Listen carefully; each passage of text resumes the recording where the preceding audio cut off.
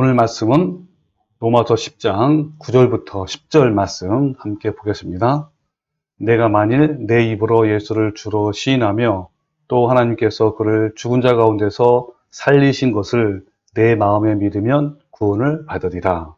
사람이 마음으로 믿어 의에 이르고 입으로 시인하여 구원에 이르느니라. 오늘 이 말씀 가지고 나눌 건데요.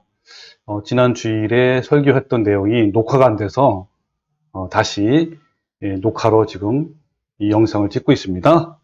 오늘 말씀 주제는요. 누구든지 사람 앞에서 나를 부인하면 나도 그를 부인하리라. 이 말씀 가지고 할 건데요. 오늘이 빛나간 내 신앙 바로 세우기 16번째 방송입니다. 오늘 말씀을 통해서 정말 하나님께서 시인하는 자가 어떤 사람인지 또 믿음이 어떤 믿음인지 오늘 함께 알아보는 시간을 가지려고 합니다.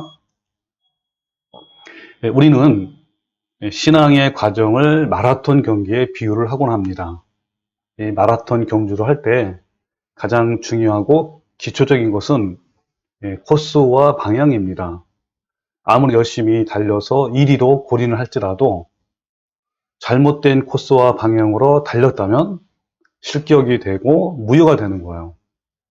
우리의 신앙의 경주도 올바른 진리에 의해서만 참이 되는 겁니다. 아무리 열심히 신앙생활을 한다고 하더라도 잘못된 진리와 복음으로 신앙을 해왔다면 결국 실격이 되고 구원에서 박탈당하는 거예요. 내가 무엇을 하기 전에 먼저 바로 아는 것이 너무 중요해요. 올바른 진리가 무엇이며 또 잘못된 진리와 복음이 무엇인지 철저히 가려내고 분별할 수 있어야 합니다.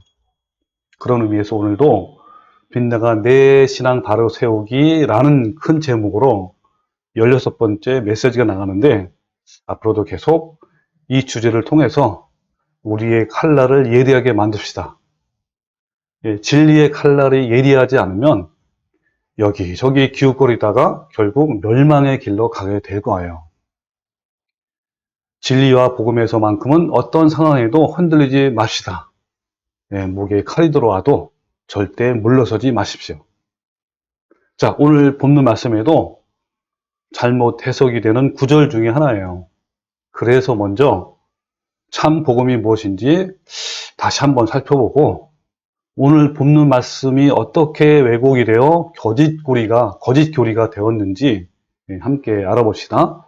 자, 먼저 성경에서 말씀하는 참 복음이 무엇일까요? 자, 같이 화면을 보면서 한번 봅시다. 자, 성경적 구원론이 두 가지 과정을 겪어야 되는 거예요. 그러니까 처음에는 나 자신은 아무것도 한 것이 없는데 오직 하나님의 은혜와 공로를 통하여 구속을 받는 것이 첫 번째이고요. 두 번째는 구속을 받은 이후에 내가 두렵고 떨림으로 나의 구원을 이루어서 예수님의 성품, 성령의 열매, 성화의 거룩함이죠.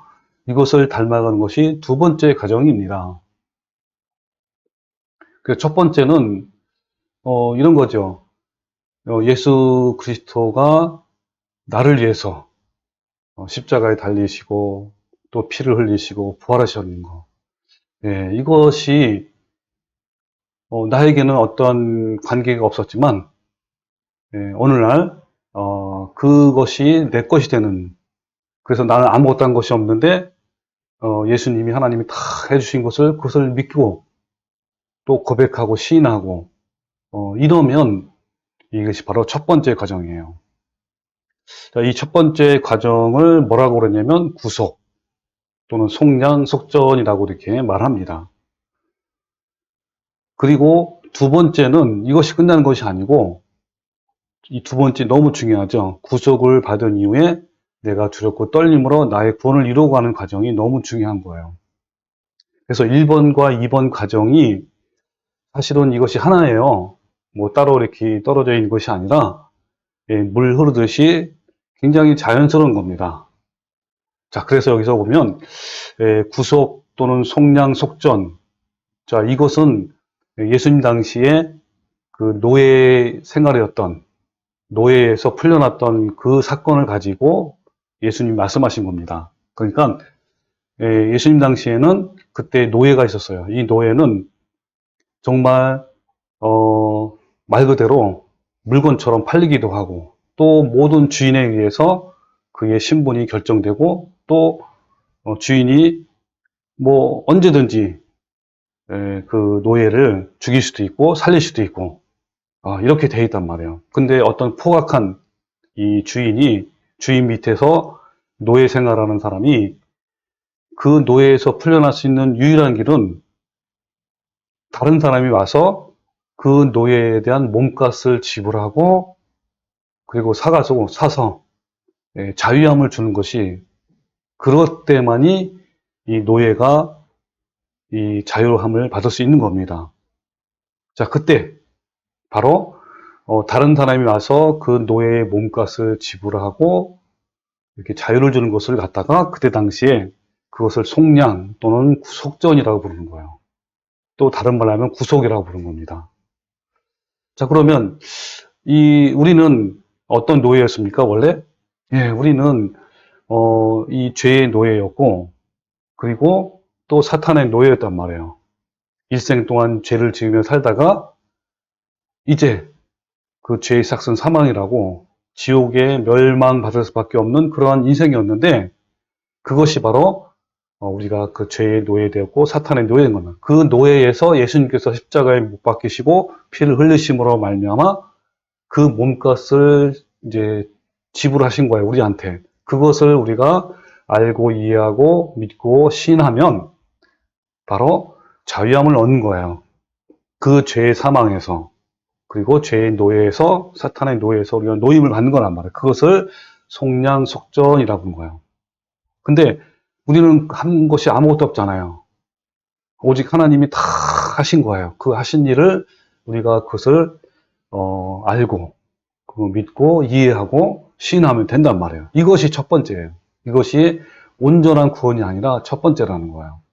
그래서 이것을 뭐라고 부르냐면 하나님과 올바른 관계를 맺었다 또는 죄사함을 받았다. 그렇죠.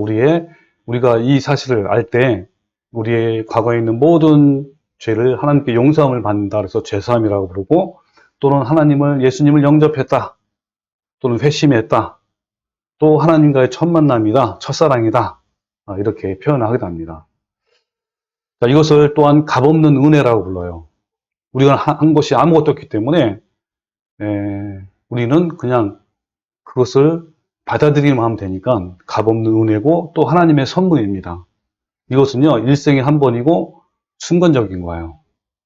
자, 이것이 첫 번째 과정이고요. 두 번째는 뭡니까? 이제 노예에서 풀려나서 그 정말 포악한 주인 밑에서 정말 언제 죽을지 모르는 그러한 그 속박에서 어느 분이 그 몸값을 지불해가지고 이제 풀려났단 말이에요. 근데 그 노예가 너무너무 감사해가지고 그 자진해서 그 자기를 산 사람에게 가가지고 이제 제가 당신의 노예가 되겠습니다. 당신만 따라가고 당신의 말을 듣고 또 당신의 계명을 지키고 그리고 당신을 닮아가겠습니다. 라고 하는 것이 두 번째 과정이에요. 자, 이것은 억지로 하는 것이 아니라 그 노예가 너무너무 감사하고 정말 그 은혜를 갚을 수 없으니까 그 새로운 주인에게 그냥 자진해서 종이 되겠다고 이렇게 하는 거야. 그것은 평생 동안 되는 거 아닙니까? 자, 그것이 바로 두 번째 과정이에요. 예수님께서 나를 위해서 십자가 못 박히시고 피를 흘리시고 나의 모든 죄를 용서해 주시고 정말 새로운 살 길을 이렇게 열어주셨는데 너무너무 감사해서 주님, 제가 이제부터 주님을 위해서만 살겠습니다. 주인은 나의 생명이시고 나의 구원이십니다. 라고 하면서 정말 주님을 닮아가는 삶을 하겠습니다. 자, 그런 과정이 바로 두 번째란 말이에요. 그때는 어떻습니까? 내 구속을 받은 이후에 내가 두렵고 떨림으로 나의 구원을 이루어가는 그 주님을 닮아가는 그것이 바로 두 번째 과정이에요. 이것은요, 부패한 자아를 죽임으로 이루어지는 내면의 변화고 예수님의 성품을 닮아가는 거예요. 이것은요, 첫 번째처럼 일생에 한 번이고 순간적인 것이 아니라 지속적으로 이루어지는 것이고 점진적으로 이루는 거예요. 그리고 이것은요, 내가 이루는 거, 내가. 성령님의 도우심을 받아가지고 죄와 싸우고 죄와 이기고 세상과 맞서서 싸우고 그리고 투쟁하는 거란 말이에요. 누가 투쟁하는 겁니까? 내 안에 있는 내 자아와 내 안에서 올라오는 미움과 쓴뿌리와 시기와 질투 뭐 이런 것들과 싸워서 이기는 거란 말이에요. 이것은요, 우리가 죽을 때까지 계속 이뤄가는 거예요. 자, 이런 것들이 바로 이제 성경적 구원론인데 사실은 이것이 하나예요. 아니, 당연히 노예에서 구원을 받으면 당연히 나를 구원해 주신, 구속해 주신 그 하나님을 위해서 사는 것이 정말 진짜가 아닙니까? 이것이 이제 하나인데 왜 제가 두 가지를 이렇게 구분해 놨냐면 오늘날 너무나 많은 그 교회가 1번만 하면, 그러니까 첫 번째 가정만 하면 온전한 구원이라고 하고 한 번 구원은 취소가 안 되고 이렇게, 그러니까 두 번째 가정은 해도 좋고 안 해도 좋고 이렇게 하니까 이렇게 제가 강조를 하는 겁니다. 자, 이걸 또 다시 한번 또 설명하면요. 자, 우리는 먼저 첫 번째 구속의 경험을 해야 합니다. 예수님의 십자가의 죽음과 부활이 나와 무슨 관계인지, 또 예수님이 왜 나를 위해 십자가에서 피를 흘리셨는지 깨닫고 회개를 해야 하는 거예요. 예전에는 예수님이 나의 죄를 위해서, 나를 구속하기 위해서 십자가에 달리시고 피를 흘리셨다는 것을 그냥 지식적으로 알았어요. 머리로 알았어요. 근데 어느 날, 정말 예수님께서 나 같은 죄인을 위해서 내 죄를 덮어주시고 용서해 주시기 위해서 사람으로 오셨고 십자가에 피를 흘리시고 죽으셨구나. 그리고 부활하셔서 하나님 보좌 우편에 앉으셔서 우리를 위해 지금도 간구하시는구나 라고 그 십자가 사건이 나에게 적용이 되고 너무너무 감사하잖아요. 그래서 예수님은 나의 주님이시고 나의 생명이시고 나의 모든 소망이 되시는 것을 어느 날 깨달았습니다. 이것은요, 일생에 한 번이고 순간적인 거예요. 그래서 우리는 예수님의 십자가의 피로 연결된 한 형제, 자매가 되어서 서로 형제님, 자매님이라고 이렇게 부를 수 있는 거예요. 이것을 우리는 죄사함 받았다, 구속을 받았다, 예수님을 영접했다, 또 예수님을 구주로 고백하고 믿고 회심했다, 예수님을 인격적으로 처음 만났다, 예수님과의 첫사랑이다, 그리고 하나님과 올바른 관계를 맺었다라고 표현합니다. 이 십자가의 사건이 이론이 아니고 또 나와 상관이 없는 것이 아니라 오늘날 내 것이 되는 놀라운 경험이에요. 이것은 여러 번 있는 것이 아니라 일생에 한 번 경험하는 순간입니다. 여러분도 이런 경험이 있습니까? 이것이 없으면, 즉 예수님과 아무런 관계를 맺지 않냐면 나는 하나님과 아무 관계도 없고 그냥 종교 생활을 하는 거예요. 이것은요, 상대방에게 자세히 가르쳐 주어서 이해시킨다고 해가지고 막 설득시키고 또 얘기하고 이런 것이 이렇게 해서 되는 것이 아니라, 또 지식적으로 이해한다고 해서 되는 것이 아니라 어떻게 해야 됩니까? 그 마음밭이 중요하죠. 그 마음이 가난하고 애통하는 마음, 그리고 상하고 통해하는 마음이 되었을 때 성령님이 우리 마음의 문을 열어주셔서 알게 하시고 깨닫게 하시는 거예요. 어떤 사람은요, 이런 말씀을 접한 지 며칠 만에 이렇게 알 수 있고, 또 어떤 사람은요, 몇 년 동안 걸쳐서 알기도 합니다. 자, 여러분 중에 아직도 예수님과 인격적인 처음 만남이 없다면 주님께 간절히 구하십시오.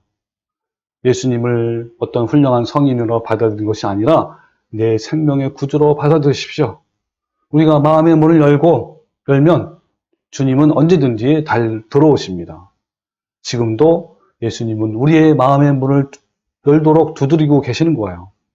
저는요, 중학교 때부터 교회를 다니기 시작했어요. 그런데 그때는 하나님과 예수님의 십자가의 사건을 조금씩 그냥 알아가는 단계였고, 십자가의 사건이 저에게 의미 있게 다가온 것은 고등학교 때였어요. 그때 예수님의 십자가의 사건을 깨닫고 죄사함과 회심하는 놀라운 경험을 하게 되었습니다. 여러분, 이것이 바로 구속을 받은 거예요. 이 구속을 받은 것은 구원의 완성이 아니라 구원의 시작입니다. 온전한 구원은요, 아담의 범죄로 깨어지고 오염된 이 하나님의 거룩한 형상, 우리 안에 있는 하나님의 거룩한 형상이 이걸 회복해야 하는 거예요. 우리 내면에는 육신의 정욕과 탐심이라는 죄악된 본성이 있습니다. 이 육신의 정욕과 탐심을 구속 이후에 날마다 십자가에 못 박아 죽어서 내 속사람이 점점 예수님의 성품을 닮아가고 또 하나님의 거룩한 형상을 회복해야만, 그래야 온전한 구원이 되는 거예요. 우리가 예수님을 내 구주로 믿고 고백하고 제사함 받고 영접하는 것은 거룩한 하나님의 형상이 온전히 회복된 것이 아닌 거예요. 그러니까 예수님을 구주로 고백하고 믿는다고 해서 구원의 완성이 아니고 시작을 의미한단 말이에요. 여러분, 내가 예수님을 믿고 고백하고 제사함을 받고 영접받다고 해서 내 안에 있는 부패하고 타락한 육신의 정욕과 탐심과 죄성이 없어졌나요? 네, 전혀 아니에요. 주님을 고백하고 영접해도 우리는 여전히 거룩한 하나님의 형상에 전혀 회복되지 않았어요. 여전히 내 안에 부패하고 타락한 육신의 정욕과 탐심이 있고 옛 자아와 옛 사람이 그대로 살아있단 말이에요. 그런데 많은 목사들이 예수를 믿고 고백하고 제사함을 받고 영접을 한 것이 온전한 구원이라고 하면서 죄에서 자유함을 얻고 평강을 얻고 또 한 번 구원은 영원하다라고 주장하는 거예요. 아니, 여전히 육신의 생각을 하고 육신대로 사는데 어떻게 죄에서 자유함과 마음의 진정한 평화가 있겠습니까? 만약에 그렇다면 그것은요, 가짜 자유함이고 가짜 평강이고 가짜 천국이에요. 예수님은 따르고자 하는 사람들에게 뭐라 그러냐면 그러니까 자기 십자가를 지고 나를 따라와라. 그러니까 뭐냐면 내가 예수님이 십자가를 지고 골고다에서 그 십자가에 못 박힌 것처럼 너네들도 자기 십자가를 지고 나를 따라와서 못 박으라 라고 예수님이 분명히 말씀하셨어요. 한번 성경을 볼까요? 자, 마태복음 16장 24절에 보면 이에 예수께서 제자들에게 이르시되 누구든지 나를 따라오려거든 예수님을 따라가야 우리가 구원을 받고 저 천국에 갈 거 아닙니까? 그러려면 뭐라 그랬죠? 네, 자기를 부인하고 자기 십자가를 지고 나를 따라와라 그랬습니다. 또 10장 38절에는 자기 십자가를 지고 나를 따르지 않는 자도 내게 합당하지 아니하리라 그랬습니다. 예, 맞습니다. 예, 자기 십자가를 지고 그 예수님을 따르지 않으면 주님께 합당하지 않아요. 이 따르다라는 말이 헬라어로 아콜로데오라는 것도 이것은 붙어서 삶을 모방하다. 이걸 의역하면 예수님을 닮아가다라는 거예요. 그 예수님을 따라가다 그 말은 예수님을 닮아가라 그런 뜻이에요. 그래서 자기 십자가를 지고 예수님을 닮아가는 삶을 살지 아니하는 자는 예수님과 함께 할 가치가 없으며 아무 관계도 없다라고 예수님이 말씀하신 거예요. 그래서 갈라디아서 2장 20절에 보면 내가 그리스도와 함께 십자가에 못 박혔나니, 이 못 박혔나니 과거가 아니라 현재 완령이죠. 못 박혀 왔나니 그렇게 십자가에 못 박혀. 그러니까 예수님의 자기 십자가를 지고 예수님을 따르라는 말이 뭐냐면 그 십자가에 못 박히라는 거예요. 못 박힌 거야. 못 박혀 왔나니 그래야만 그런즉 이제는 내가 사는 것이 아니요 오직 내 안에 그리스도께서 사시는 것이라 라는 거예요. 또 갈라디아서 5장 24절에 그리스도 예수의 사람은, 자, 여러분 예수님의 사람이 되고 싶습니까? 이 다윗 왕처럼, 다윗은 뭐라냐면 하나님의 사람이라고 그랬잖아요. 여러분 하나님의 사람이 되고 싶어요? 예수님의 사람이 되고 싶어요? 그러면요 뭐라 그랬죠 여기에? 예, 그리스도 예수의 사람은 육체와 함께 그 정욕과 탐심을 십자가에 못 박아 와야 되는 거예요. 그냥 예수님만을 구주로 고백하고 구주로 시인하고 그냥 믿고 그러면 끝나는 게 아니라 여기 보십시오. 예수의 사람은 육체와 함께 우리 안에 있는 그 정욕, 탐심, 이것을 십자가에 못 박아야 되는 겁니다. 과거에도 못 박고 지금도 못 박고 앞으로도 계속 못 박아야 돼요. 그래서 골로새 3장 15절에 보면 그러므로 땅에 있는 지체를 죽이라. 곧 음란과 부정과 사욕과 악한 정욕과 탐심이니 탐심은 우상 숭배라 그랬죠. 이것들로 말미암아 하나님의 진노가 임하느니라. 이것 때문에 하나님의 심판이 임할 것이다. 결국은 하나님의 영원한 멸망을 받을 거다라고 말씀하는 거예요. 그렇기 때문에 우리 땅에 있는 지체를 죽여야 돼요. 그 죽이는 것이 바로 우리 앞에서 말한 그 십자가에 못 박는 거예요. 내 육신의 정욕과 탐심을 십자가에 못 박는 겁니다. 예수님을 처음 믿고 고백하고 제사를 받고 영접하는 것은 구원의 완성이 아니라 구원의 시작이고 믿음의 시작이고 칭의의 시작인 거예요. 예수님께서 십자가의 죽으심과 부활하심으로 우리에게 구원을 이룰 수 있는 새롭고 살 길을 열어주신 거예요. 주님을 믿고 고백하고 영접한 이후부터 우리는 날마다 성령님의 도우심으로 거룩한 형상을 회복해 하는 거예요. 예수님을 인격적으로 만나기 전에는, 즉 구속을 받기 전에는 어떠한 방법으로도 거룩함을 이룰 수 없는 거예요. 그러나 이제 예수님으로 말미암아 그 과정을 갈 수 있단 말이에요. 그래서 이 구원론에 있어서 성경에는 분명히 두 가지가 있는데 대부분 한국 교회가 첫 번째 과정만 이루어지면 구원을 받고 천국에 간다고 믿고 있고 그렇게 가르치는 거예요.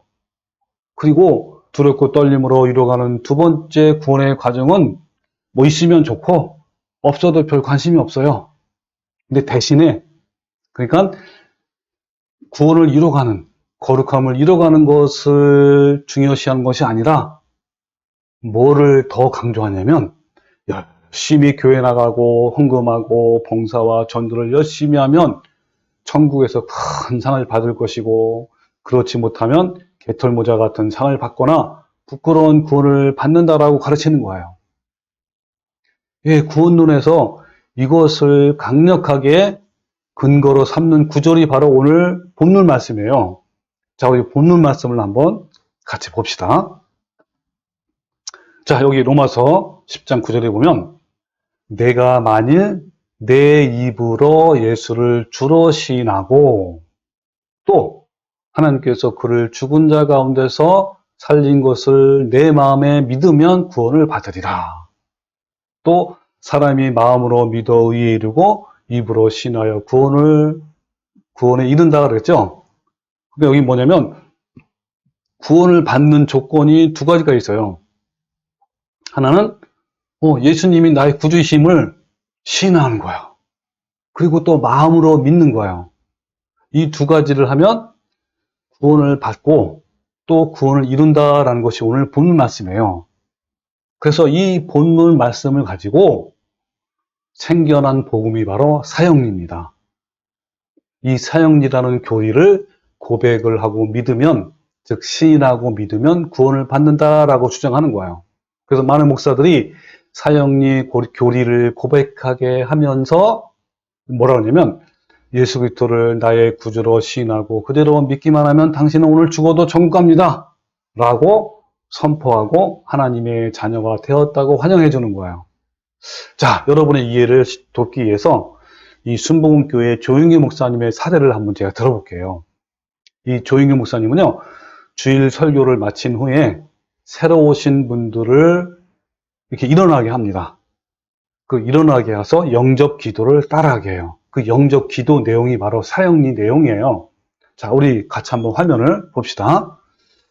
그리고 그 영접 기도, 사형리 내용이 이제 주보에다가 이렇게 실어놔요. 그리고 뭐라고 했냐면, 이제 그 새로 오신 분들이 이제 굉장히 여러 명이 오겠죠. 여러 명이 이제 일어서면 이렇게 얘기합니다. 자, 주보에 있는 영접 기도를 보면서 진심으로 따라 읽으시고 마음속에 예수님을 영접하세요 라고 이렇게 말씀하신 다음에 이제 그 기도 내용을, 즉 사형리 내용을 이렇게 먼저 읽으면 따라 하는 거예요. 예를 들면 살아계시는 하나님 아버지, 저는 죄인입니다 이렇게 하면 이제 새신자들이 이제 이렇게 하는 거죠. 살아계신 하나님, 아버지, 저를 죄인입니다. 이렇게 따라하는 거예요. 그 다음에 어디서 와서 왜 살며 어디로 가는지 알지 못하고 방황하며 살았습니다. 하나님이 부르심을 받고 회개하고 돌아섰습니다. 예수님의 십자가의 보혈로 저를 씻어 주시옵소서. 저를 위하여 죽으시고 저를 위하여 부활하신 예수님을 제 구주로 모셔드립니다. 영접하는 거죠. 지금부터 영원토록 주님과 함께 살겠습니다. 하나님은 내 아버지가 되셨습니다. 자, 이렇게 고백하니까 벌써 하나님은 내 아버지가 되신 거죠. 그리고 예수님은 나의 구주가 되셨습니다. 이거 이제 고백하는 거예요. 예수님이 나의 구주임을 고백하고 시인하는 거예요. 그리고 저는 하나님의 자녀가 되었습니다. 이렇게 구주로 시인하고 믿으니까 이제 하나님의 자녀가 된 거예요. 그렇죠? 그러면서 저를 구원해 주시니 감사합니다.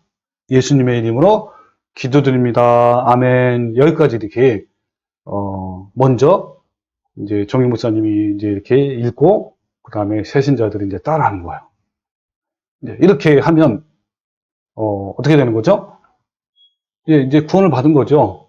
그러면서 뭐라고 이렇게 말하냐면 이제 여러분은 구원을 받았습니다. 하나님의 자녀가 되었습니다. 여러분은 예수님을 구주로 고백하고 신했고 그 십자가의 사건을 마음으로 받아들이고 믿었기 때문에 구원을 받았습니다. 로마서 10장 9절에 보면 입으로 예수를 주로 시인하고 또 하나님께서 그를 죽은 자 가운데서 살리신 것을 내 마음에 믿으면 구원을 받으리라 라고 말씀했습니다. 여러분은 죄사함을 받고 예수님을 영접한 것이고 성령님이 여러분에게 오셔서 내주하십니다. 그 성령님은 우리를 결코 떠나지 아니하시고 천국으로 인도하십니다. 여러분, 한번 구원을 받으면 절대 취소가 되지 않습니다. 여러분 환영합니다. 할렐루야, 아멘. 자, 우리 모두 박수로 환영해 주십시오. 축하해 주십시오. 라면서 박수 쳐주고 환영해 주는 거예요. 자, 이런 식으로 이렇게 사형리 교리를 이렇게 따라하게 하고 고백하게 하고 그 고백을 이제 시인하는 거예요. 시인하게 하고 그것을 믿으라고 하면 이제 이렇게 구원을 받았다라고 하는 겁니다. 그리고 또 어떤 목사님은요, 이런 영접 기도를 이렇게 한 명씩 나오게 해가지고 한 명 한 명씩 사형리를 고백하게 하고 믿게 해가지고 이제 하루에 때로는 수십 명, 때로는요 수백 명을 이렇게 전도해가지고 구원을 받게 한다고 하는 거예요. 예, 마치 이들은요 기계에서 붕어빵을 찍어내듯이 구원이라는 빵을 그렇게 마구마구 찍어대는 거예요. 그래서 이 성공한 목사나 뭐 유명한 선교사, 뭐 대단한 사역자들의 특징은요, 자신이 교회를 수십 개, 수백 개, 수천 개를 개척했다고 자랑하는 사람이 너무 많아요. 저도 이제 그 어느 집회에 갔을 때 은사주의나 신사주의 운동을 하는 그 어떤 집회에 갔는데 그 외국에 있는 그 목사님이에요. 그분이 이렇게 해가지고 아프리카에 수천 개의 교회를 개척했다고 이렇게 막 하는 그런 얘기를 들었습니다.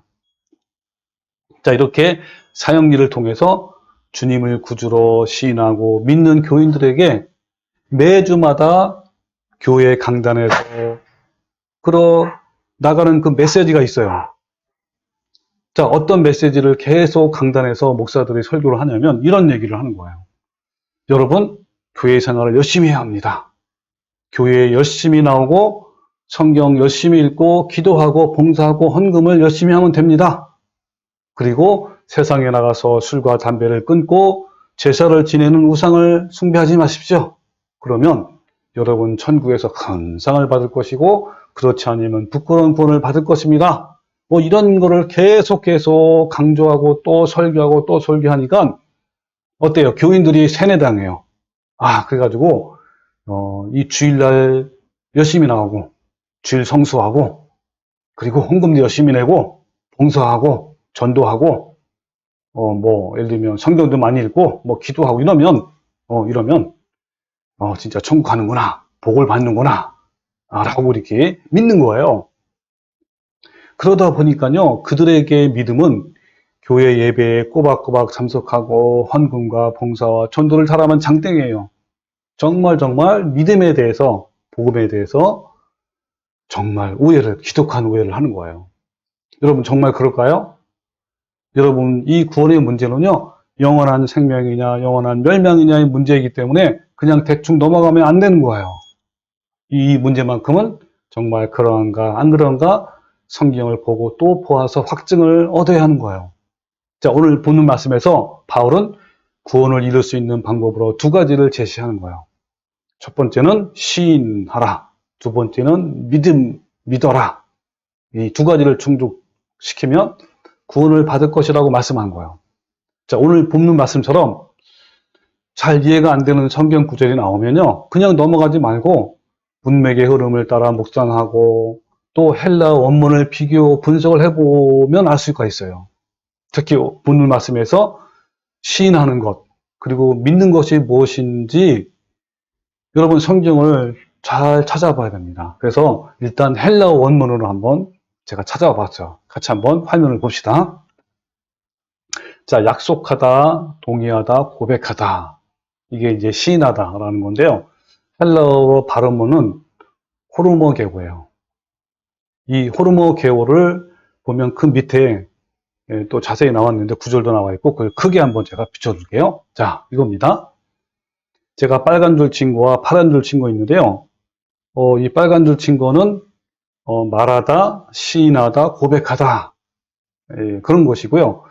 이 파란 줄은 막 증언, 사람들 앞에서 막 증언해야 되고 막 자백하는 것이고 드러나게 말하는 거고 약속하는 거고 이렇게 나눠 있는데, 여기에 있는 성경 구절을 제가 몇 개를 한번 따와봤어요. 왜냐하면 어떻게 성경에 쓰였는지 알아야만 이 시인하다는 뜻을 여러분이 잘 알 수가 있는 거예요. 자, 그래서 한번 같이 봅시다. 자, 첫 번째 요한일서 1장 9절에 보면요, 만일 우리가 우리 죄를 자백하면 그는 미쁘시고 의로우사 우리 죄를 사하시며 우리를 모든 불의에서 깨끗게 하실 것이라고 그랬어요. 여기서 자백하다가 바로 호모르게오예요. 여러분, 우리가 이제 어떤 죄를 지면 이제 하나님께 우리의 죄를 자백하잖아요. 하나님, 제가 이런 죄를 졌습니다. 하나님, 이런 죄를 져서 너무너무 마음이 아프고 힘듭니다. 이 죄를 용서해 주십시오 하는 것이 자백하는 거예요. 이것이 바로 호모르게오, 시인하다라는 겁니다. 자, 이런 의미가 있고요. 그 다음에 요한일서 4장 2절에 보면 이로써 너희가 하나님의 영을 알지니 곧 예수 그리스도께서 육체로 오신 것을 시인하는 영마다 하나님께 속한 것이요 그랬죠. 이 시인하다가 바로 호모르게오인데, 이것은 뭘 말하냐면 이때 당시에 영지주의자들은 예수님이 육신으로 오신 것을 안 믿었어요.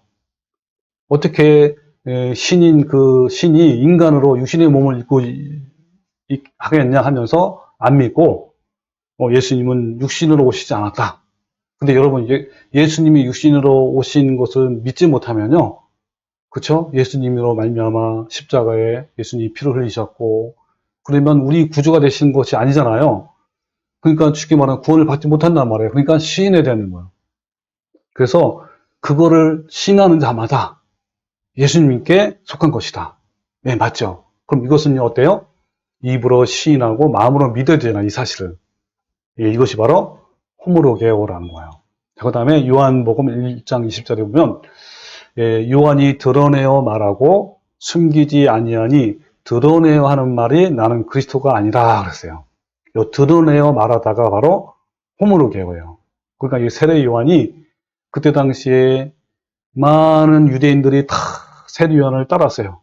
세례 요한이야말로 그리스도다. 우리가 그렇게 찾고 기다리던 메시아다. 라고 했는데 많은 사람들이 막 따랐단 말이에요. 근데 세례 요한이요, 그러한 유혹에도 불구하고 많은 사람들한테 공개적으로 나는 그리스도가 아니다. 내 뒤에 오시는 예수님이 진짜 그리스도고 메시아다. 나는 그 신들매도 풀지 못한다. 라고 그걸 드러내어서 공개적으로 이렇게 알게 한 거예요. 이것이 바로 호모로게오야, 시인하다. 그러니까 시인하는 것은 모든 사람한테 공개적으로 말해야 되는 거예요. 그 다음에 사도행전 24장 14절에 그러나 이것을 당신께 고하리이다. 나는 그들이 이단이라 하는 도를 따라 조상의 하나님을 숨기고 율법과 선지자들의 글에 기록된 것을 믿으며 그랬어요. 자, 이것은 사도 바울이 로마 총독 벨릭스에게 그 심판을 지금 이렇게 심판정에서 재판정에서 재판을 받고 있어요. 그때 뭐라냐면 내가 당신께 내가 믿는 것이 어떤 것인지 다 시인하겠다, 밝히 드러나겠다, 고백하겠다, 헛모르게요 한 거야. 그러면서 나는 그 유대인들이 나를 예수님을 이단이라고 한 그 도를 나는 믿고 있고 그 도에 따라서 예수님 하나님을 섬기고 믿는다 이렇게 한 거야. 드러내요. 그러니까 재판장에서 모든 사람이 공개적으로 알 수 있도록 고백하는 것이 바로 호모르게오라는 거예요. 마태복음 7장 23절에 그때 내가 그들에게 밝히 말하되 내가 너희를 도무지 알지 못하니 불법을 행하는 자들아 내게 떠나가라. 자, 예수님이 밝히 말하는 거야. 밝히. 언제요? 바로 예수님은 재판장 하십니다. 재판장이신 예수님이 당신은 이러이래서 저 멸망으로 떨어져야 돼. 이것을 밝히 말하는 거야. 온 세상 사람들 다 알게끔 또 저 사탄도 알게끔 이걸 밝히 드러낸다는 뜻이에요. 이게 호모르게오인데 또 요한복음 9장 1절 22절에 보면 이런 말씀이 있어요. 예수께서 길을 가실 때 날 때부터 맹인된 사람을 보신지라. 그래가지고 날 때부터 맹인된 자를요. 예수님이 고쳐줬어요. 그것도 안식일날에. 그러니까 도대체 누가 이거를 고쳤느냐 하면서 그 맹인된 부모한테 가서 얘기한 거야. 누가 고쳤냐고. 근데 만약에 그 부모가 예수님이 고쳤다 그러면 자기는 출교를 당해. 그때 당시에 출교 당한다는 말은 뭐냐면 유대 사회에서 쫓겨나는 거예요. 그러면요 유대 사회에서 일어난 그 모든 그 혜택을 다 누리지 못하고 또 재산도 빼앗기고 도움도 받을 수 없는 정말 그야말로 어마어마한 그런 벌이란 말이에요. 이제 그런 벌을 받기 싫어서 이 부모가 나는 모른다 그런 거예요. 예수님이 했는지 모른다 그런 거예요. 여기 보면 뭐라 그랬죠? 그 부모가 이렇게 말한 것은 이미 유대인들이 누구든지 예수를 메시아다, 그리스도라고 시인하는 자는 출교하기로 결의했단 말이에요. 너무 무서워가지고 그렇게 못한 거예요. 그럴 때 말하는 것이 시인하다. 그러니까 무슨 말이냐면 여러분 주님을 시인하는 것은요. 내가 죽음 앞에서도 또 때로는 나의 재산을 다 빼앗기는 그러한 가운데서도 시인하는 것이 진짜 시인하는 거예요. 자, 또 볼까요? 요한복음 12장 42절에 그러나 관리 중에서도 그를 예수님을 믿는 자가 많았어요. 근데 바리새인들 때문에 드러나게 말하지 못하니 왜냐하면 출교를 당할까 두려워하는 거예요. 이건 잘못된 거죠. 여러분 예수님을 믿는 것은요. 그렇죠. 내가 출교를 당해도 내 재산을 빼앗겨도 내가 감옥에 들어가도 나는 주님을 믿습니다. 라고 시인하는 것이 진짜 믿는 거란 말이에요. 그 얘기를 하는 거예요. 자, 히브리서 11장 13절 이 사람들은 다 믿음을 따라 죽었으며 약속을 받지 못하였으되 그것들을 멀리서 보고 환영하며 또 땅에서는 외국인과 나그네임을 증언하였다. 이 증언했다가 호모르게고예요. 그러니까 이 믿음의 선진들은요. 다 나그네의 삶을 살았어요. 근데 자기는 나그네다, 외국인이다라고 모든 사람한테 시인한 것뿐만 아니라 그 나그네의 삶을 살았어요. 그것이 바로 호모르게오란 말이에요. 또 디도서 1장 16절에 보면 깨끗한 자들에게는 모든 것이 깨끗하나 더럽고 믿지 아니하는 자들에게는 아무것도 깨끗한 것이 없고 오직 그들의 마음과 양심이 더러워진지라. 자, 그죠? 그들이 양심이 더러워진다. 깨끗함이 없고 양심이 더러운 자라면 그들이 하나님을 시인하나 나는 하나님을 믿는다 라고 시인을 해. 나는 예수님이 나의 구주임을 믿는다 라고 이렇게 막 공개적으로 막 시인해요. 그러나 이 시인하다가 호모르게요. 그러나 행위로는 부인하니 가증한 자여 복종하지 아니하는 자여 모든 선한 일을 버리는 자니라. 그러니까 말로는 사람들이 나는 예수님을 믿고 고백하고 교회에 열심히 다니고 헌금하고 나는 교회에서 거룩하고 막 이렇게 찬양도 부르고 한단 말이야. 근데 밖에 나가서는 그냥 일반 그 사람처럼 적당히 죄도 짓고 그리고 육신의 정욕과 탐심대로 막 하는 거예요. 자, 그런 사람은 뭐라 그랬죠, 여기? 왜, 그런 사람은요, 행위로는 부인하니 가증한 자래요. 또 복종하지 않냐는 자, 선한 일을 버리는 자라. 즉, 뭡니까? 예, 멸망에 빠질 자란 말이에요. 그러니까 입으로 말로만 시인하는 것이 아니라, 어때요? 이거를 내 삶에서 이뤄야만 진짜 시인하는 거라는 것을 여러분 알 수가 있죠? 그래서 마태복음 10장 32절, 오늘 본문 말씀과 연결된 거예요.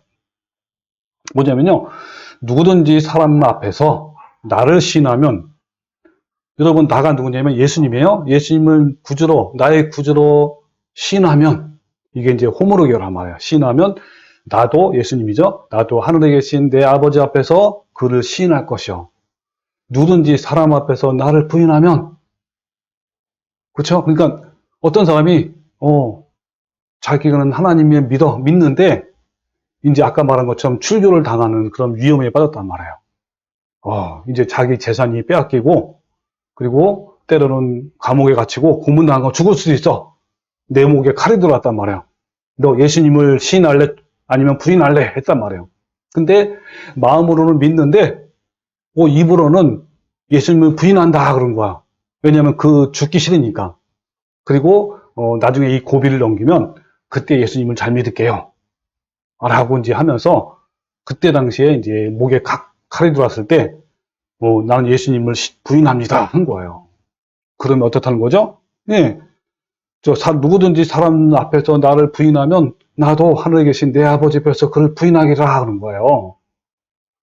자, 여러분 어떠신가요? 시인이 뭐 어떤 겁니까? 자, 결론을 말하면요, 예수님이 나의 주인이시고 구주이심을 입으로만, 말로만 시인하는 것뿐만 아니라 그가 말한 것을, 어때요? 그가 시인한 것을 행위로 드러나야 돼요. 또 삶 속에서 증명되고 이루어져야 하는 것이 진짜 시인하는 거예요. 때로는 목에 칼이 들어와도, 재산을 빼앗기고 고문을 당할지라도 예수님이 나의 구주이심을 고백하고 공적으로 드러내야 하는 거예요. 내 신앙 고백이 내 가족의 목숨을 위협하는 상황 속에서도 하나님에 대한 신앙 고백을 공적인 장소나 때로는 원수 앞에서도 분명하게 시인해낸 것이 바로 진짜 시인인 거예요. 말로만 시인하고 삶 속에서 예수님의 계명을 지키지 아니하고 예수님의 거룩함을 닮아가지 아니하면 그것은 진심으로 시인한 것이 아니라 거짓으로 입으로만 시인하는 거예요. 우리가 아무리 입으로 찬양하고 기도하고 선포하고 부르짖고 외치고 한다 해도 삶 속에서 죄와 싸워 이기지 아니하고 자아를 죽여서 예수님을 닮아감이 없다면 그 시인은 아무것도 아닌 거예요. 여러분, 우리는요, 입으로 얼마든지, 말로 얼마든지 주님을 사랑합니다, 찬양합니다, 주님만 믿습니다, 오직 주님이십니다, 주님만 이제 살겠습니다, 주님은 나의 생명이고 나의 소원이시고 구주이시고 구원이시니 주님을 믿습니다라고 이렇게 얼마든지 말로 찬양할 수 있고 고백하고 할 수 있어요. 그렇게 여러분 360일 외치고 고백하고 찬양한다 할지라도 그렇게 살아나지 아니하면 하나님과 아무 상관이 없는 거예요. 또한 아무리 교회 열심히 나오고 헌금하고 전도하고 담배와 술을 끊을지라도 삶 속에서 하나님의 거룩함을 살아내지 아니하면 불법을 행하는 자가 내게서 떠나가라 라는 무서운 선고가 떨어진단 말이에요. 자, 이번에 두 번째, 그렇다면 믿음에 대해서 알아봅시다. 여러분, 믿는다에 대해서는 제가 여러 번 설교에서 다뤘기 때문에 간단하게 알아볼게요. 믿음은요, 로마서에서 핵심 단어예요. 믿음으로 의롭다함을 받는다. 즉, 믿음으로 구원을 받는다라는 것이 로마서의 주제예요. 그 주제의 성경 구절이 1장 17절 말씀이에요. 같이 한번 화면에 봅시다. 자, 여러분, 로마서 1장 10절에 복음에는 하나님의 의가 나타나서 믿음으로 믿음에 이르게 하나니 기록된 바 오직 의인은 믿음으로 말미암아 살리라 그랬죠. 오직 의인은 믿음으로 말미암아 산다는 말이 뭐예요? 하나님을 믿으면 구원을 받는다라는 말이에요. 이게 로마서 전체 주제의 핵심 단어입니다. 자, 이것은 이신칭인데 여기에 믿음에 대해서 아주 잘 나와 있어요. 뭐라냐면 믿음으로 믿음에 이르게 한다. 여러분, 믿음으로 믿음에 이르게 한다는 말이 무슨 말이죠? 제가 한번 영어 성경에 찾아봤어요. 보면 KJV 그다음에 NASB 성경 보면 from faith to faith 이게 뭐냐면요. 시작부터 끝까지 믿음이에요. 믿음으로 시작해서 믿음으로 마치는. 또 NIV 성경도 by faith from first to last. 이거 뭐죠? 처음부터 끝까지 믿음으로라는 뜻이에요. 그러니까 뭡니까? 이 믿음은요, 말로만 고백하고 끝나는 것이 아니라 끝까지, 끝날 때까지 믿음이 있어야 되는 거예요. 그러니까 믿음으로 시작해서 믿음으로 마치는 전 과정을 의미합니다. 믿음의 전 과정을 통하여 마침내 이루어지는 것이 바로 구원이에요. 그러므로 우리는 칭히 구원을 이미 받은 것이 아니라 믿음으로 구원을 향해 가는 진행형이에요. 그런데 어떤 분들은 나는 이미 구원을 받았다 라고 이렇게 하는 것은 이거는 진짜 믿음이 아니라는 거야. 자, 볼까요? 그래서 여러분, 대부분 교인들은요, 이 믿음에 대해서 너무너무 오해하고 있어요. 그러니까 믿음으로 구원을 받는다라는 것을 어떻게 이해를 하냐면, 예수님을 구주로 시인하고 그 사실을 마음에 그냥 믿기만 하면, 그냥 구원을 받은 것이라고 이해하는 거예요. 그러니까 이 믿음의 이 두 번째 과정이 뭐죠? 네. 그 첫 번째는 뭐죠? 첫 번째. 나 자신은 아무것도 한 것이 없는데, 오직 하나님의 은혜와 공로를 통해서 구속을 받는 것이 첫 번째 아닙니까? 이거를 그냥 온전한 믿음이라고 이제 하는 거예요. 쉽게 설명하면, 그죠? 우리는 아무것도 한 것이 없고, 예수님의 십자가와 부활의 사건을 이해하고 고백만 하는 것을 온전한 믿음이라고 하는 거예요. 그래서 이것을 그들은 예수님을 믿는다. 그러니까 믿으니까 구원을 받았다라고 이렇게 하는 거예요. 구원의 두 번째 과정, 그러니까 구속을 받은 이후에 내가 믿음으로 두렵고 떨림으로 나의 구원을 이루어가는 것은 단지 천국에서 큰 상을 받는가 못 받는가에 관한 것이지 구원 영생과는 아무 관련이 없다라고 하는 거예요. 그러나 믿음은요, 내 입술로 고백하고 머릿속으로 인정하는 것이 절대 아닌 거예요. 믿음은 책상에서 성경을 보다가 그냥 내 마음속에 와닿는 것이 그걸 인정하는 것이 아닌 거예요. 목사가 사형리 교리를 읽어주면 그것을 그대로 따라 읽고 시인하는 것이 믿음이 아니고 온전한 구원도 아니라 구원의 시작이란 말이에요. 많은 목사들이 사형리 교리를 고백하게 하면서 예수 그리스도를 나의 구주로 시인하고 믿으면 당신은 오늘 죽어도 천국갑니다 라고 이 어처구니 없는 말을 하는 거예요. 믿음에 대해서 전혀 모르는 거예요. 자, 믿음은요, 헬라어로 뭐라 그랬죠? 피스티스, 신뢰. 동사형. 믿는다는 피스티요, 신뢰한다라는 거예요. 그리고 사전적으로 어떤 의미가 있냐면 이런 의미가 있어요. 흐트러짐이 없이 신의를 지키는 충절. 그리고 믿는 바를 확신하고 그 길의 끝까지 머무는 지조. 변경할 수 없는 원칙이나 목적에 대해 충실한 정절. 그리고 결정한 것에 대해 흔들리지 않고 밀고 나가는 결의. 그리고 절망적인 상황에도 흔들림 없이 굳게 서는 것을 말하는 거예요. 여러분, 이런 믿음은요, 하나님의 사랑의 힘에서 나오는 믿음이에요. 그래서 여러분, 갈라디아서 5장 6절에 보면 그리스도 예수 안에서는 할례나 무할례나 효력이 없으되 사랑으로서 역사하는 믿음이라고 그랬어요. 여러분, 우리의 믿음은 어디서 나온 겁니까? 예수님이 나를 사랑했기 때문에 그래서 내 안에 주님을 신뢰하고 믿는 거예요. 그 사랑이 너무너무 커서 너무너무 크고 너무너무 감사해서 그래서 주님을 믿고 신뢰하고 주님을 따른단 말이에요. 이게 진짜 믿음인 거예요. 그러니까 우리가 탐심과 정욕을 십자가에 못 박아서 내 자아를 밀어내면 그 자리에 하나님의 사랑이 부어지고 심겨지는데 이 말이 무슨 말이냐면 내가 그걸 안 거죠. 예수님이 나를 위해서 십자가에 피를 흘리시고 죽으셨고 했구나. 그래서 나를 구원했구나. 이것이 내 마음에 사랑이 부어지는 거란 말이에요. 첫 번째 아까 과정이 이때 내 안에 부어지고 심겨진 그 사랑으로 하나님을 신뢰하고 믿는 거란 말이에요. 하나님은 어떻죠? 선하시고 신실하시고 그리고 변함없으시고 한결같으시고 실수하지 않으시는 그 하나님을 어떠한 상황에도 신뢰하는 것이 바로 믿음이란 말이에요. 하나님을 믿는 믿음이 내 삶을 통해서 증명되어야 진짜 믿는 거란 말이에요. 그 사례가 히브리서 11장에 나오는 믿음의 선진들의 삶이에요. 여러분 히브리서 11장에 보면요. 믿음으로 에녹은, 믿음으로 노아는, 믿음으로 아브라함은, 믿음으로 이삭은 하면서 정말 어떻게 믿음으로 살았는지 다 나와요. 이 믿음의 선배들은요, 말로만 믿는다고 고백하는 것이 아니라 어렵고 힘든 삶 속에서 하나님을 배반하는 끝까지 믿음을 지켰단 말이에요. 여러분 히브리서 11장의 믿음의 선진들 보십시오.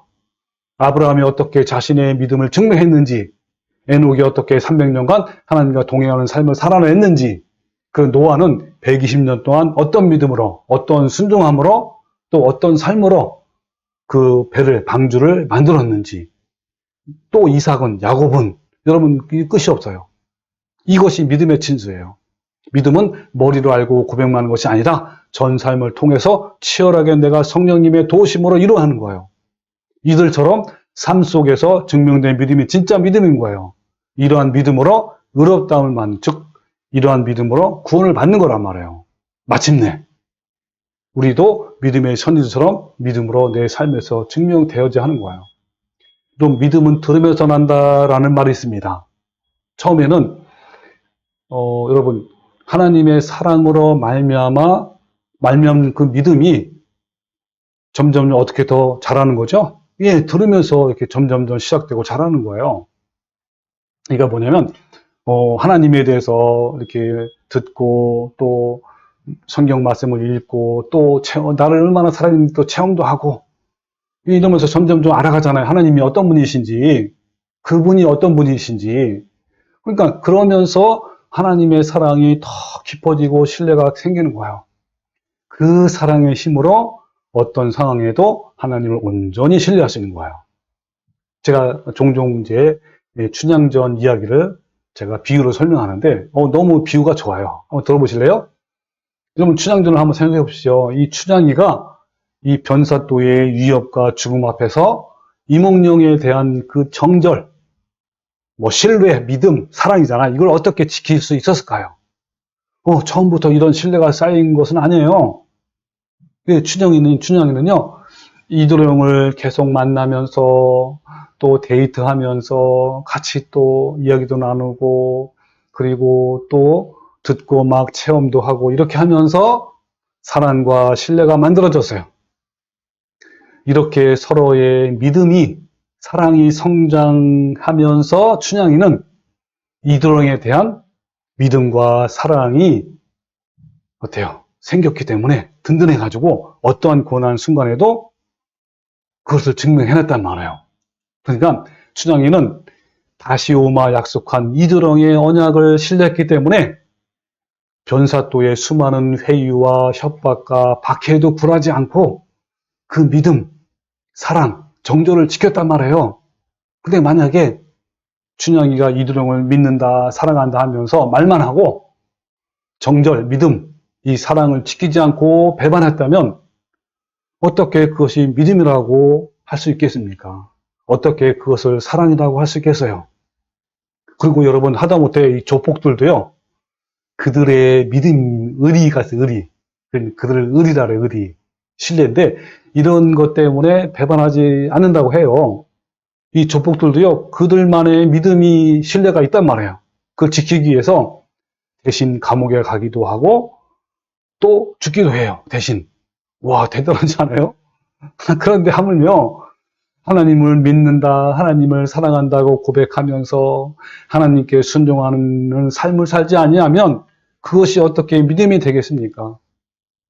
믿는다고 고백만 하면 구원을 받는다라고 하면서 세상을 사랑하고 탐심과 정욕대로 산다면 그것이 어떻게 믿음이라 할 수 있겠습니까? 그래서 야고보서 2장에 보면 그 믿음이 자기를 능히 구원하겠느냐? 행함이 없는 믿음은 헛것이며 죽은 것이다 라고 이렇게 말씀하신 거예요. 어떤 경우는 이렇게 주장해요. 그래도 나는 교회 생활 열심히 하고 성경 열심히 읽고 기도하고 봉사 헌금을 열심히 하는데 이러면 행함이 있는 것이고 믿음이 아니냐라고 주장합니다. 여러분 이것은요 믿음도 아니고요 행함이 아닌 거예요. 뭡니까? 이것을 종교적 행위라고 불러요. 이것을 통해서 구원을 받으려고 하는 것을 행위 구원이라고 하는 거예요. 성경에서 대표적인 부류가 바로 바리새인들과 서기관들이에요. 이들은요, 이 내면의 속사람의 변화, 내면의 변화, 즉 하나님, 예수님을 닮아가는 것이 없이 정말 종교적으로는 너무 열심히 해요. 일주일에 2번 금식하고 구제와 기도를 많이 하고요. 성경을 통째로 암기도 하고 성경 연구를 많이 해가지고 성경을 또 백성들에 가르친단 말이에요. 또 당시에 가장 존경도 받고 명망이 있는 종교 지도자예요. 여러분, 이것처럼요, 우리는 내면의 변화 없이 예수님을 닮아가는 삶이 없이 종교 행위, 즉 교회 열심히 나가고 성경 열심히 읽고 기도 봉사 헌금할 수 있어요. 이런 사람을 향해서 예수님이 뭐라냐면 불법을 행하는 자들아 내게서 떠나가라 라고 한 거예요. 여러분, 이런 믿음은요, 이런 종교적인 행위가 아니라 삶 속에서 예수님을 닮아가는 걸 말해요. 자, 그럼 믿음을 다시 한번 정리를 해봅시다. 자, 칠판을, 여기 화면을 보십시오. 내가 친구 누구누구를 믿는다라는 것은 뭘까요? 친구한테 내가 너를 믿는다라고 고백만 하면 될까요? 아니죠. 어떻게 됩니까? 예, 어떤 상황에도 친구 간의 신뢰가 지켜져야 하는 거예요. 또 내가 내 남편을, 내 아내를 믿는다, 사랑한다는 것은 결혼 서약서를 읽고 고백만 하면 될까요? 전혀 아닌 거예요. 어떻게 하죠? 그 결혼 서약이 평생 삶 속에서 증명되어야 하는 거예요. 또 마찬가지로 하나님을 믿는다, 하나님을 사랑한다라는 것은 사형리 교리를 고백하고 제사함을 받고 영접만 하면 될까요? 아닌 거예요. 어떤 상황에도 온전히 하나님을 신뢰함이 모든 삶 속에서 증명되어져야 하는 거란 말이에요. 그러나 대부분 사람들은요, 예수님이 십자가에 다 이루놓으셨으니 나는 그저 십자가에서 구속하신 그 사실을 믿기만 하면 구원을 받는다라고 생각하는 거예요. 여러분은 어떠신가요? 예수님을 주로 시인하고 하나님을 믿으면 구원을 받는다라는 말씀이 무엇인지 여러분 확실히 알았습니까? 예, 그렇습니다. 예수님을 구주로 시인하고 믿는 것은 또 이 박해와 환난의 시기에는요, 고문과 죽음을 넘어서는 걸 말해요. 우리 아까 보았던 마태복음 10장 말씀을 한번 다시 보고 명심합시다. 자, 여기 보면요, 마태복음 10장 21절 장차. 이 장차가 뭐냐면 앞으로 이 제자들에게 환난이나 핍박이 올 때에 그때의 일을 말하는 거예요. 그때는 정말 목숨을 걸고 해야 되잖아요. 그때 장차 형제가 형제를, 아버지가 자식을 죽이는 데에 내어주며 자식들이 부모를 대적하여 죽게 하리라. 막 서로 고발한다, 막 고발. 네. 그러면서 또 뭐라냐면, 그러니까 어마어마한 박해가 일어날 때 그때를 말하는 거예요.